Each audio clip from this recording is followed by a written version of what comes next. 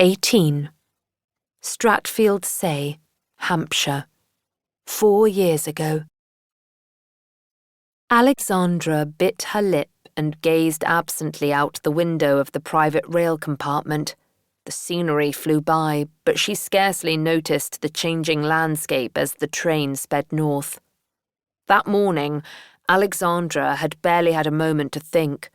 The sun had just risen, painting the sky a beautiful shade of pink when she hastily packed a single valise and escaped through the window.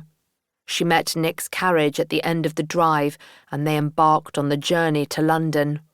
Their sole option was to take the train from London to Carlisle and catch a second train to Dumfriesshire. And once they reached Gretna Green, the local blacksmiths were the only ones who could officiate their wedding at such short notice. Alexandra's nerves were frayed as they sat on the train with nothing but time ahead. Nick was uncharacteristically quiet during their daring escape from Stratfield Say to London.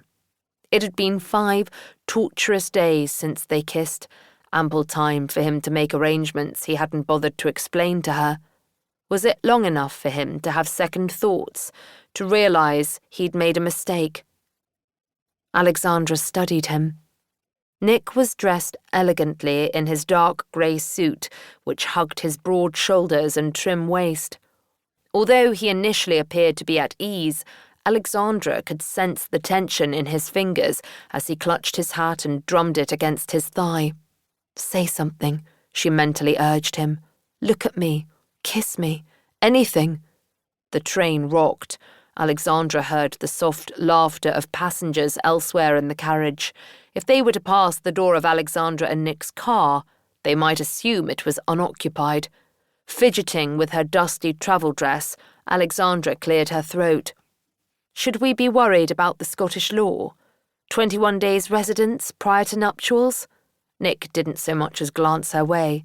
He continued to gaze at the outside world with an inscrutable expression. "If I pay the blacksmith enough, he'll say we were born and raised in Scotland."